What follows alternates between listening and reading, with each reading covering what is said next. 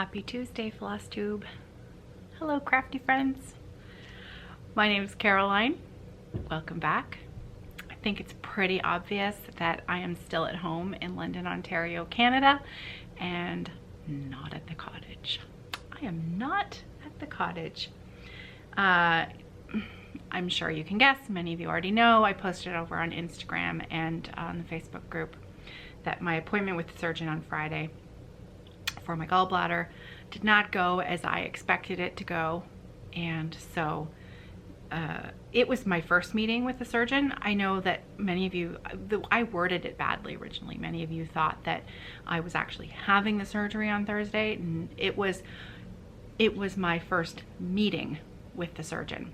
And my complete expectation of how that would go was, it's not an emergency, you know, this isn't life-threatening, you're fine, you know, let's see how it goes. Or perhaps in a year from now, when, you know, we've worked away all of our backlog of non-emergent surgeries or other outpatient, so on and so forth, maybe we'll see you then. That was really, I was sure that's how it was going to go, because, well, I don't know. That's just how I thought it was going to go, and that's not how it went. So basically, in a very, very, very small, short nutshell, the surgeon thinks it needs to come out sooner rather than later so that it doesn't become something that is life-threatening, and also outlined several things that could possibly happen. And so with knowing XYZ, then it's probably best that I stay close to home. I'm literally 5 minutes away from a wonderful hospital, which is actually in fact the hospital where I'm going to have the surgery done. And so perhaps at this particular moment in time, being out on an island in the middle of nowhere isn't the best place for me to be. So I stay at home and I am waiting. My family has been amazing. They've been wonderful. The children have been fantastic, because obviously this has thrown everybody for a major loop. Everybody is not where they thought they would be at this particular moment in time, and they're being fantastic. They're really being just tremendous. So to wrap it up, I'm waiting for a date, and I've filled out all the paperwork, and I should know by the middle of this week. Well, today's Tuesday already. I'm hoping to hear from them tomorrow with a possible date or some idea of when it's going to happen. Best case scenario that they would like to see happen is within, it's now, the appointment was last Thursday, so it's almost been a week, within the next 2 weeks that I will have the surgery done. So that is just not what I expected. So, but it's okay, it's all good. Like I said, and the reason why I didn't expect this is because it's not a, it's not in a lot of pain or discomfort. I'm totally fine. I am now not really eating much of anything, so I'm being very, very, very careful, and I'm, you know, avoiding everything that I'm supposed to avoid, and we shall just carry on. So here I am, still in London, and look, I kept that under 4 minutes. See? Short. I kept it short. So now I will do us all a favor and I will move on, because I have some crafty things to share with you. And I don't know about you. Well, I do know about you, because I know you're just like me. The fact that we can focus on something else that brings us so much pleasure is just, it's such a comfort. It's such a comfort. And so I've really been very out of sorts I haven't recorded since last Wednesday. And the last, you know, this has just really thrown me for a loop, because as it would, right? Everything that you expect is going to happen all of a sudden has changed. And so to just immediately flip a switch and say, oh, well, let's just carry on, it's bound to create some confusion and some emotions about not being where I thought I would be. Everything is still packed up, because I don't know how fast this is going to be. I do plan on staying here for a week after the surgery as well, for the immediate recovery. Recovery is supposed to be very, very easy. But you know, better safe than sorry. Again, 5 minutes from a hospital. And so even a week after the surgery, I will still be here. So it's probably wise that I unpack at least half of what I packed, but my business is all packed up. You know, all of our stuff. You think it's a big move. I was potentially going to be up there until at least the end of August, beginning of September. So yeah, everything is kind of a little upside down. So I spent a lot of time over the last 5 days just ignoring it. You know, sort of ostriching and sticking my head in the crafty sand pile. And I have to tell you, I think it was just what I needed. It felt really good, and the family was great, and we just hung out and took lots of walks, and you know, just had a really quiet family weekend, and it was just exactly what I needed. So here's what I worked on. Ostrich. I ostriched in my craft pile. I think that's a great expression. It really, it tells the story, doesn't it? Okay. I continued to work on my ink circles, and I will have put in, I'm gonna, in the intro section, I'm going to put in the photographs that I took each day. I work on this project for 30 minutes a day in the morning with my first cup of coffee, and it's just become a really nice start to my day. It just sort of sets that tone of what I like to do, and then it, you know, lifts my mood, gives me a little bit of, you know, I guess it's dopamine, isn't it? A little bit of, you know, oh yeah, that's just exactly what I wanted this morning. And it feels good. So it's a nice way to start your day, along with a little bit of caffeine. Can't for me, can't go wrong. So this is Ink Circles. This is the Thread and Eye Mandala. RYO is what it is called. There's a link to it in the drop down box below. And here's where I'm at. So you will see from the pictures that I've put in at the beginning, this is, you know, this is natural light in here. I'm a very low budget sort of Flosstuber, so my lighting is what it is. So what you see on the screen is not doing it full justice, but hopefully from those pictures at the beginning you can tell. I'm just loving my colors. So this morning, carrying on with the 30 minutes, I finished this motif here, and I did some more of the green fill-in in this one, and then I finished a thread here. So my goal tomorrow is to finish this motif and this motif here. This is all green fill-in here, and I just love that. Those shades of green are really, I'm not sure they're showing up very well, but you can see them in here. And of course this right here, that's the motif that of course is going to be filled in right there. And then I had some extra brown left on a needle, so I came up and I finished this up here. That little, those symbols for that color.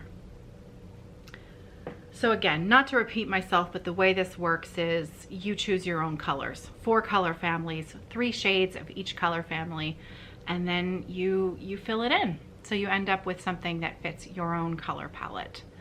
Very clever, very fun. And one thing I've never answered actually, and I was asked this a few times, and each time I talked about it, I forgot to answer it. People have asked me, did I buy it this way and just fill it in with the color? No, I did stitch all of the black outline first. And if I ever do another project like this, I will do exactly the same thing, because it has made it such a pleasure. And I enjoyed stitching the outline first because it was really fun to watch it come to life. And then filling it in is just like, you know, the best coloring page ever. So I did stitch all of the black first, and then now I'm doing the fill-in. So very pleased with that. Okay, so as you know, I am also a knitter, and I've been talking about the big gray socks for many months now. It was funny, it came up as a memory on Instagram, I think it was an Instagram memory. My first sock was finished February 23rd. So at the end of February this year, I finished the first big gray sock. And this weekend, I must have put in, I'm gonna say 1.5 inches of the foot. So I did measure it against the other sock. I probably have another 1.5 inches to go. And then the toe, and then they're done. So big gray sock for my father-in-law. Little update on my father-in-law. The timing for me not being able to go up north actually has worked out for everyone, because you may remember that part of the reason I was moving up there a little earlier was to prepare in order to help my father-in-law. He is still overseas, and when he finally manages to get home, he will of course have to quarantine for 2 weeks, and his primary residence is his home on the island. And so we also, our home on the island is on the next piece of property that's there. There are 5, 6, I think there are 6 lots that are owned by families on our particular island, and the remainder of the island, the entire interior, and then the one other side is all what's known as crown land. So it's owned by the government and will most likely remain crown land in perpetuity. Did I get that right? Forever and ever, amen. At least that's, you know, you hope that that's what's going to happen. So it's a very special place. And so the goal. I mean, we are there together every summer, but of course when you have to quarantine and you're so isolated, you know, being there to help him eat and, you know, prepare food for him and leave it on the porch and whatnot. So but anyway, these socks are for him. This is where I'm going with this. These are his socks. He is not able to even, the next time he can even possibly get a ticket to come home is July 3rd. So he has been delayed again. And I know my friend Virtuti is also overseas in her second home. And I believe, Virtuti, I believe your ticket home is around the same time as well. So fingers crossed that that we can see you in Canada again soon. So I will definitely have those socks finished by the time he gets home. Okay, so that's not the only knitting I did. I started a new project on Thursday night. I just needed a few months back at the beginning of lockdown, I started a hashtag self-care new start, just because, you know, sometimes we just need that little lift and that little bit of joy that sometimes a new start can bring us. And Thursday night was one of those nights, and I thought, you know, I needed a new start. And I had one that I've been saving. I didn't know what yarn I was going to use, but I knew the pattern was, for me, very, very special. And it was a pattern that was designed with me in mind by my friend Josh. Josh of the quilt. Let me show you, because I have it here, because I've been planning and plotting. So this is, I know, don't laugh at how little I've done, okay? But I've been thinking about it because I wasn't convinced that I was on the right track. And so I've been laying it out, staring at it, laying it out and staring at it. So I've started putting some sashing on. And what I'm doing is I'm using fabrics that came from Josh. Trust me, I know I'm going in a big circle here, but the circle will end, and I'll have filled you all in by the time we get right back around to the new start on Thursday night. So Josh is my friend. She lives in the Netherlands, and I adore her. And she is a knitwear designer, and we became fast internet friends through the magic of Instagram, and she started watching the Fiber Friends, and she's really just become a good friend of all three of us, and she has knit all three of us a shawl. She's astonishing. So let me show you. This is my shawl. This is the one that she designed and knit for me.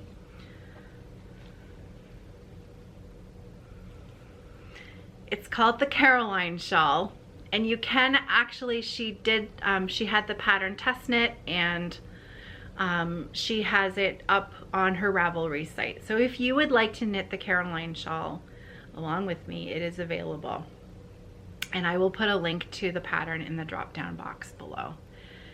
And Josh is just, she's a magical friend. So now I've got the air conditioning on today. We're having a heat wave here in London, Ontario. So I've got the air conditioning on.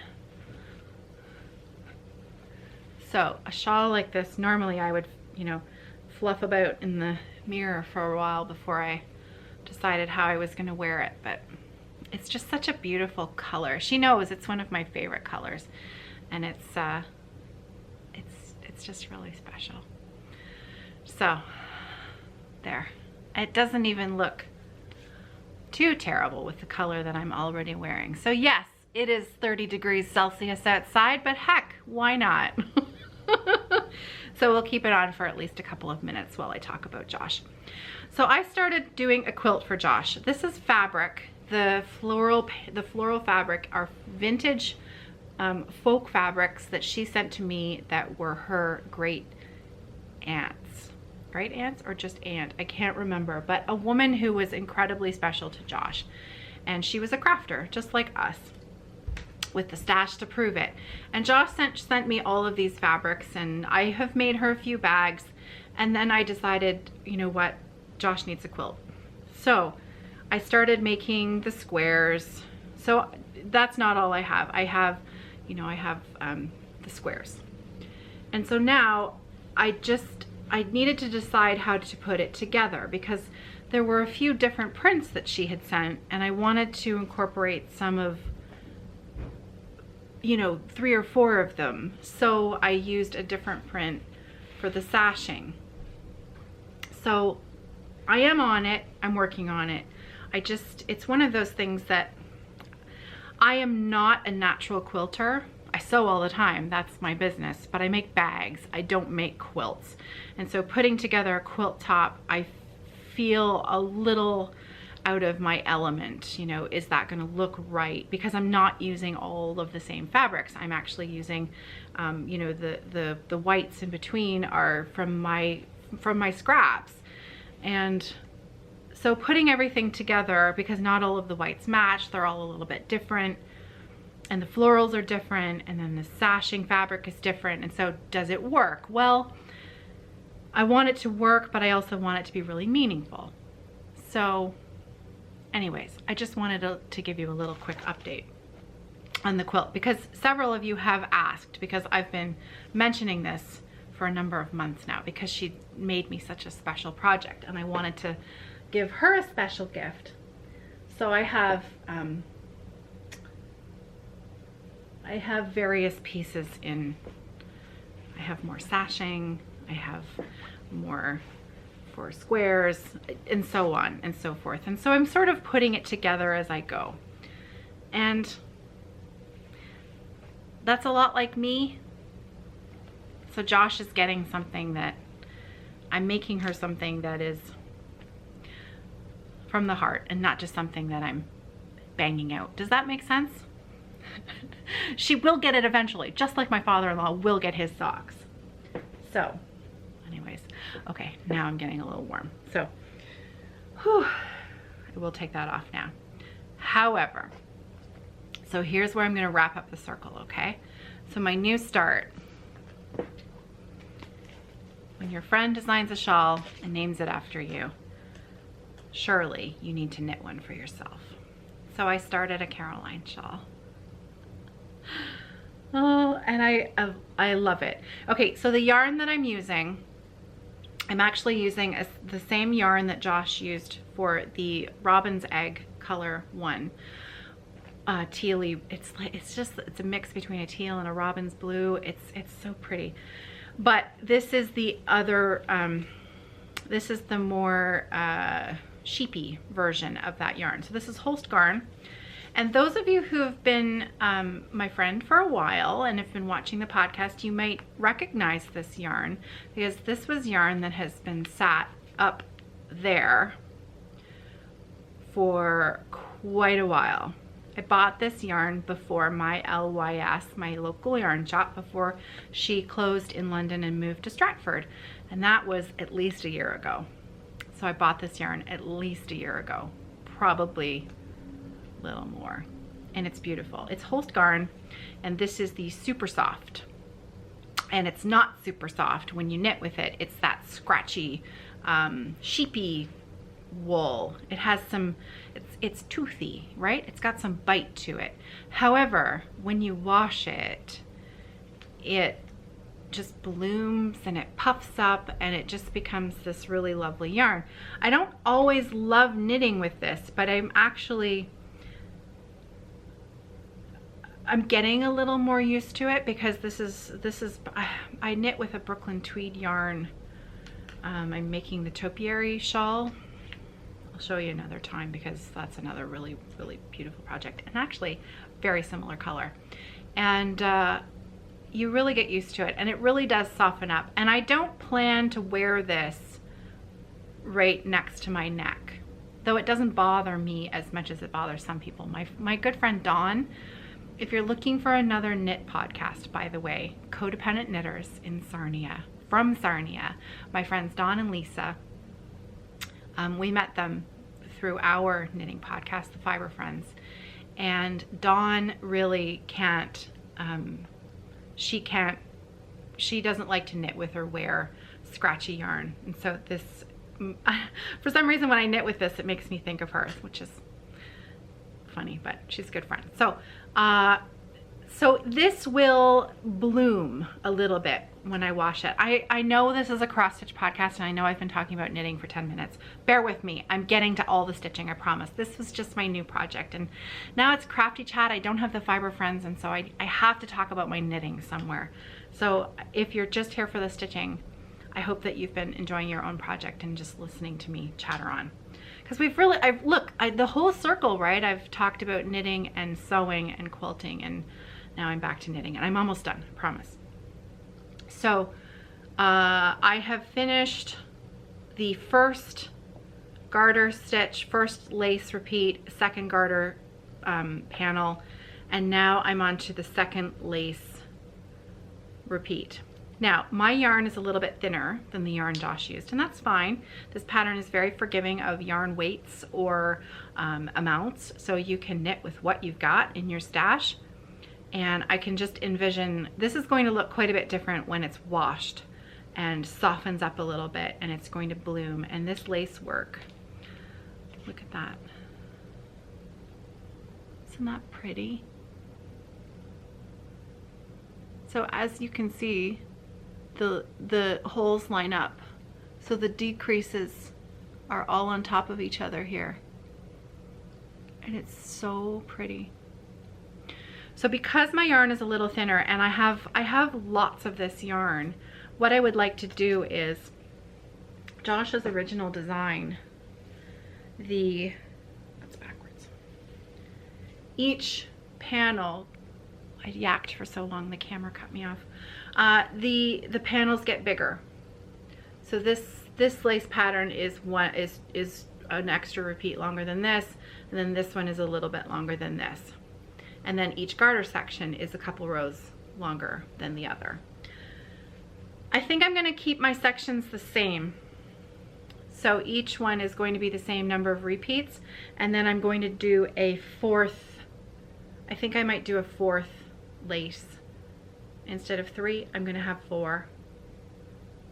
And it should end up being approximately the same size, because my yarn is a little thinner, and my tension is probably, my tension is always, I don't know. It's different for each project. This is, for me, very, very loose. Normally, I don't like to be able to see through my knitting like that on the garter. So I'm trusting the process, because normally at this point I would have ripped it out and gone down a needle size and started it over again. And this time I decided to just ignore my instinct and just keep going. And I actually think that I'm going to be super, super happy with it once it's been washed and blocked. Really very happy with it. Very happy with it. Okay, so that's the Caroline shawl by my friend Josh. And thank you for humoring me, letting me talk about it for so long. Let's get to stitching, because I have lots to share with you. Okay, first up, so I shared my ink circles already.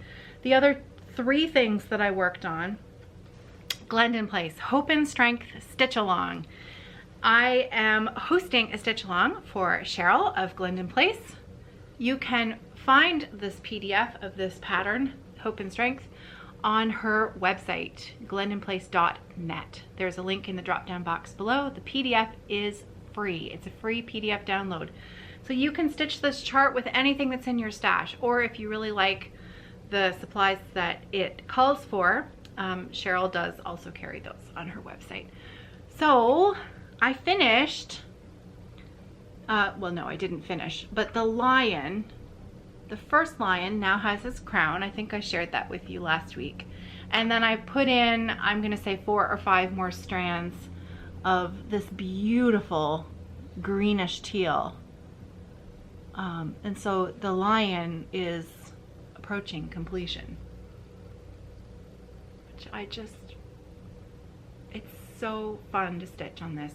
I love this fabric. It is a 32 count Picture This Plus, and it's called Jade.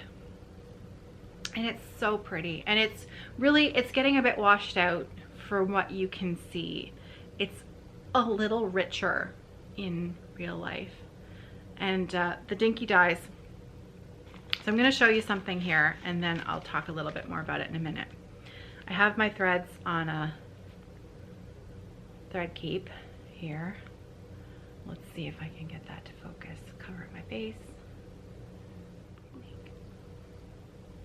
I don't think that focused. I might have to, let me just redo that again. I have very little editing time today. I'll do my best. Whoops. Okay, let's do that again. Okay, hang on, there, and boop, if I touch the screen, there we go, look. It's got my name on it. It also has a little sewing machine and a button. It's so cute.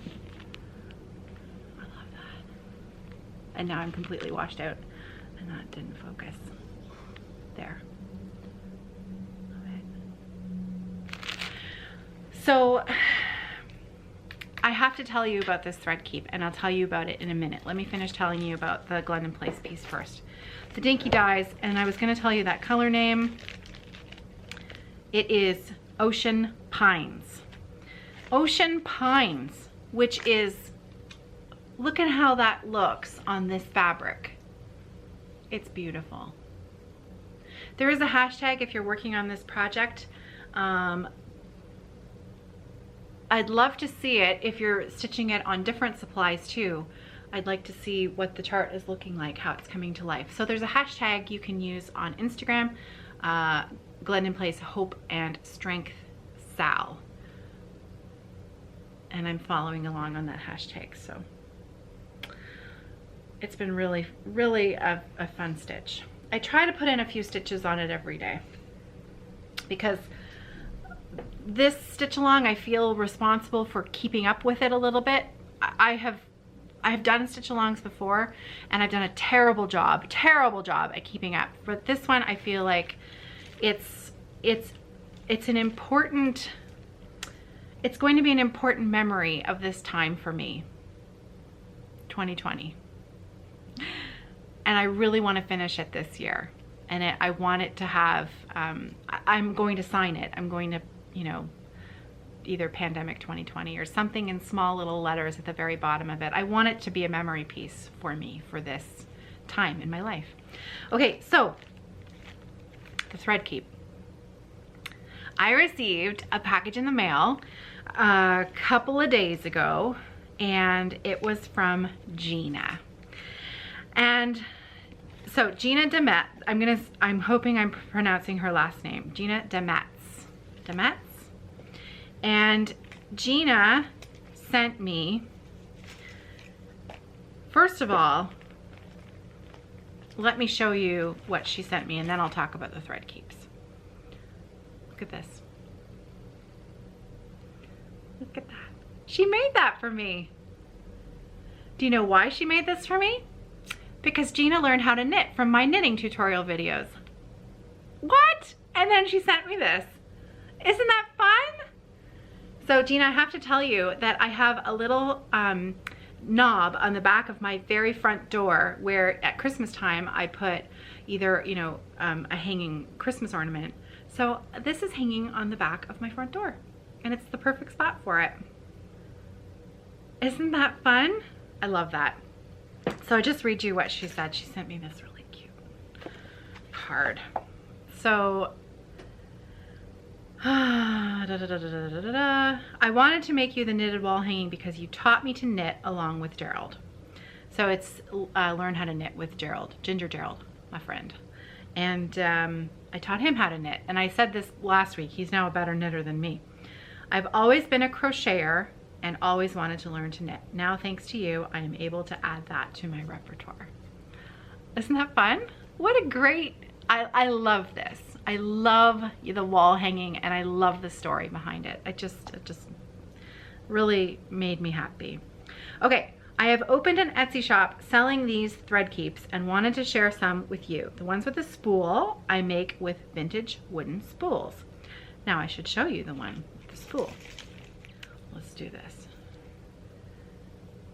Is that gonna work?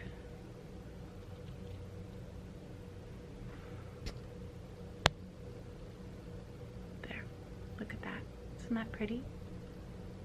Vintage thread spools, a few other hanging pretties. It's just lovely. Little scissor charm on the bottom. Really, really pretty.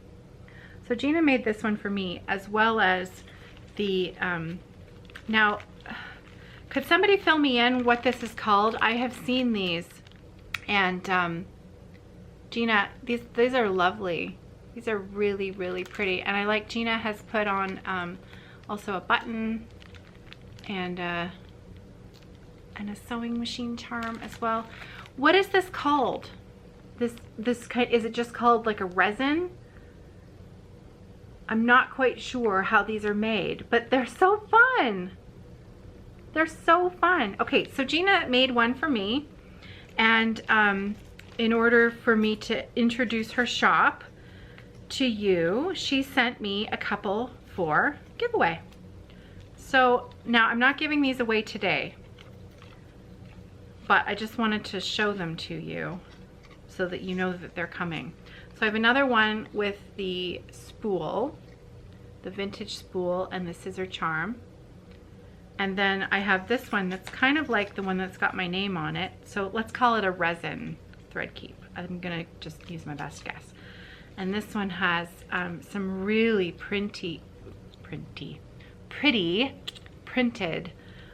like a vintage, vintage florally romantic kind of print in there. It's so pretty. Okay, now, so I have these for giveaway. I am going to save these for a special giveaway, like high tea giveaway kind of thing, where I also send out a bag, because postage on these is not going to be inexpensive because I'm in Canada, and I sent giveaways. Just a side note, I send giveaways everywhere. So if I ever do a giveaway and you want to enter, it doesn't matter where you live, you're welcome to enter. But these are going to be a little spendy to send. So I'm going to save them because they're kind of special too. They're going to go with a bag, either for high tea or, I don't know, some other big giveaway that might possibly be coming up in the next few months or 6 months. I don't know. Something to keep in mind. And then these will tuck in really nicely with a bag. So thank you, Gina. Let me tell you, let me show you her shop information. Oh, she's got a really pretty card. Okay, the name of her shop is Sophia Violet Designs, Gina Demetz. Now, I recognize Gina's name from, Gina's been a viewer for quite a while, and viewer and commenter. And so, Gina, congratulations on opening up your own shop. Your thread keeps are lovely. Sophia Violet, and I believe those are the middle names of her granddaughters. Yes, my shop is Sophia Violet Designs, named after my 2 granddaughters' middle names. Isn't that nice? Thank you, Gina. It was just lovely. And I'm gonna put my wall hanging aside so that I can go and hang it back up as soon as I'm done recording. Okay, so I shared hope and strength. The other 2 pieces that I've been working on, no surprise here. No one will be shocked by Savon. It's just one that I reached for. So I have completed most of this motif here, and I came down and I filled in the blue. Well, I filled in the black that surrounds the blue, and what else? I think I filled in the blue over here. I think I did that as well. So, oh yeah, and of course, where my thread is, I started the copper motif that's here. So, looking pretty good. Looking pretty good. And last, but definitely not least, is my Lila Studios with the needle too.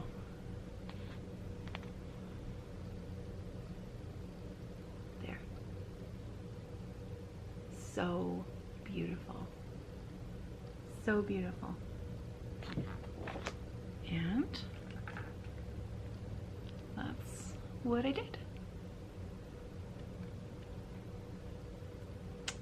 So I finished, I don't know, I'm kind of working as I go. I would love to work my way all the way over to the matching pot on this side so that I know that I'm safe. But I did kind of do a rough measurement, and I counted, and I've just, you know what I mean, right? It's that little bit of anxiety. Did I do it right? Did I do it right, or am I gonna run out of space? Because I think maybe a lot of us have been there before. I have once, one very disastrous time. His eyes on the sparrow. I will never stitch that piece. I know. I gave up on it. Okay, so Lila Studios, this is on a 40 count R&R Reproductions fabric called Patriots Brew, and it is really washing out the color. It's a little richer, neutral in real life, and I'm using the called for threads. It is a beautiful, beautiful pattern. Lila's design work is just so fun to stitch, and I really, I just love it. Just love it. I wish you could see the colors, how true they are. I'm hoping that up north with lighting that's more overhead than just coming from the side window, I'm hoping that the colors will be a little bit more true when I get up there, whenever that will be. But you know what? Like I have thought and told myself many times this last weekend, I love my home here. I love where I live. My family's with me. I'm not in pain. I'm happy. I have crafts. I'm surrounded by crafts, and I've got my dog. I'm a happy girl. It's all good. So would I rather be at the cottage? Yes. Am I sad? No. I'm okay. I'm all right. I'm grateful. I'm grateful that I have, you know, people taking care of me. So it's all good. I think that this was probably a super, super long floss tube. So if you're still here with me today, I'm probably not going to be doing daily videos for the next little while. I know that was my goal, but I think things have changed personally for me just a little bit.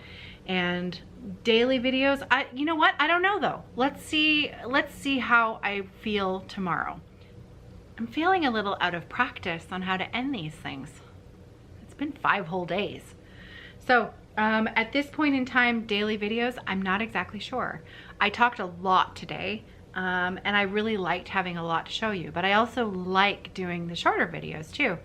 And I like checking in with my friends every day. So you might see a video tomorrow. If you don't, I'm okay. If you do, I'm looking forward to seeing you. So take care of yourselves. I hope you're okay. I really hope you're doing well. And I hope that you have a chance to be an ostrich and stick your head in your craft pile. And until the next time I see you, which might be tomorrow, take care of yourselves and happy stitching.